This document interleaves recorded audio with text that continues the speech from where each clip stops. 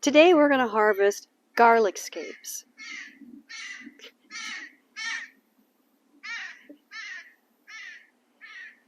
Today we're going to harvest garlic scapes, and we'll go into how to make garlic scape pesto. Now you may have heard of making pesto using garlic scapes, but this is going to be a little different because, let me put the bowl down here. My husband and I, after his TIA, or a mini stroke, 10 years ago, we went whole hog, pardon the pun, and followed a whole food plant-based diet, which means we don't eat meat, dairy, dairy products, processed foods like olive oil. Yes, like olive oil. Most of olive oil is highly processed, stripping out all vitamins and fiber, etc. But anyway, this is a very good, easy to follow, multi-purpose recipe, and it uses garlic scapes. So let's dive in and start harvesting. Now I have a whole row of garlic here, and I'm going to go through and harvest the scapes, and then I'm going to drop them in this bowl that I'm going to put on the ground. So you might hear some thumping going on a little bit. This is hardneck garlic, which is the only kind of garlic that produces garlic scapes, versus softneck garlic that you would grow in warmer climates. The most important thing about garlic scapes is this is the flower stalk of the garlic, and the sooner you cut it off, the more energy goes into the bulb. And I will be harvesting the bulbs in probably a week to 10 days here in Kodiak, Alaska, but I really need to cut these scapes off. So if you don't cut them off, like I said, the energy continues to, get pulled out of the bulb, so to speak.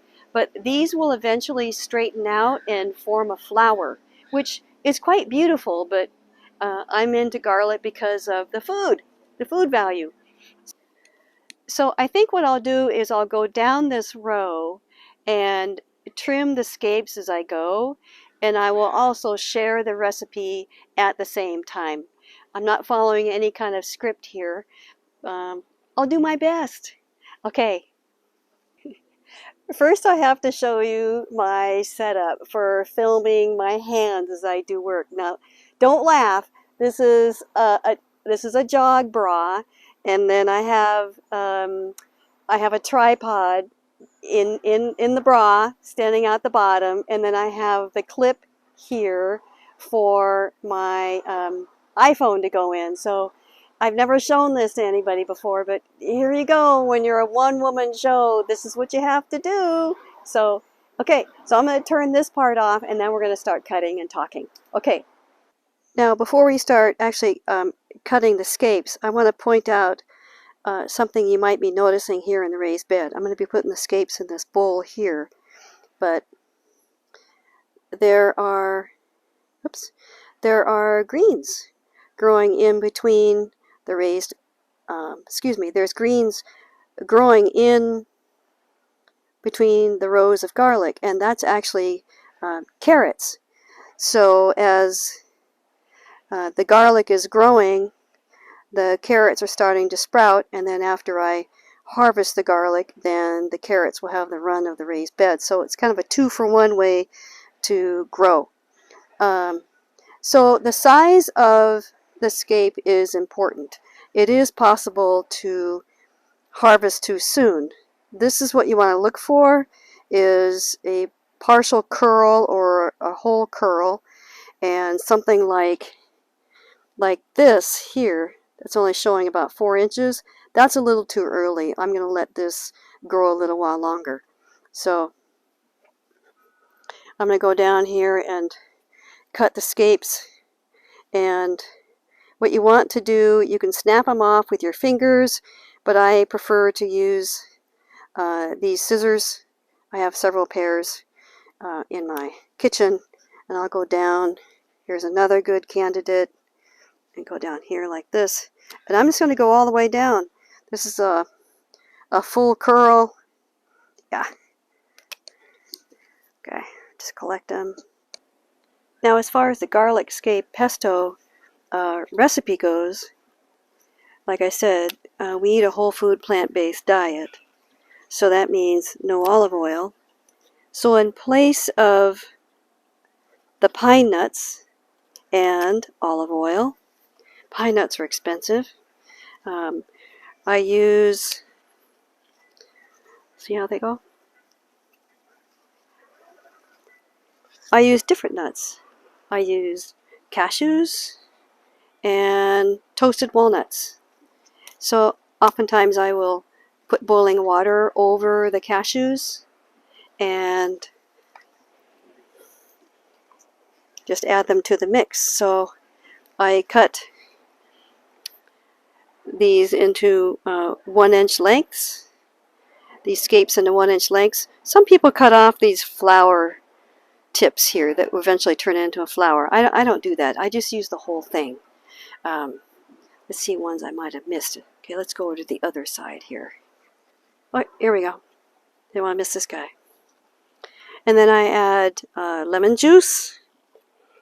And if I don't have any lemon juice proper, which is pretty expensive here in Kodiak, Alaska, I will use what's called real lemon, which is dried lemon. I really like it.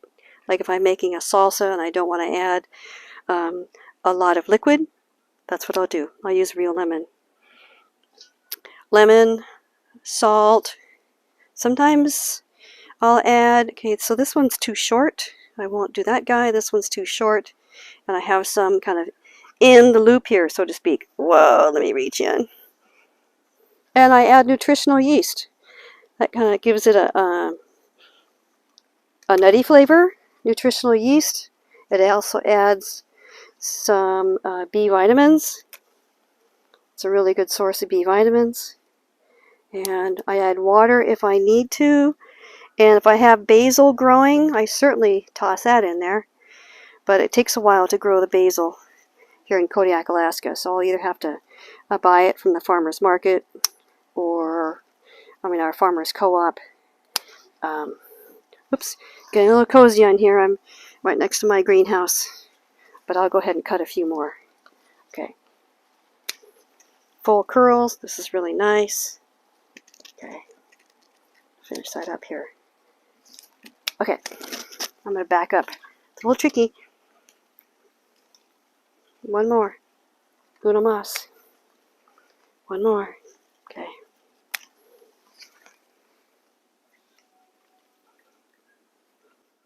Okay, this is a good start. There's a lot more coming along this row of garlic.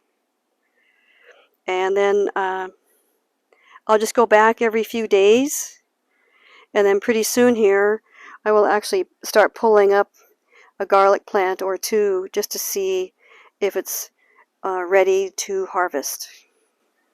So there we go. We made a pretty good dent, don't you think? Yay! So, thanks for joining me and letting me share about my my outfit for filming hands-free.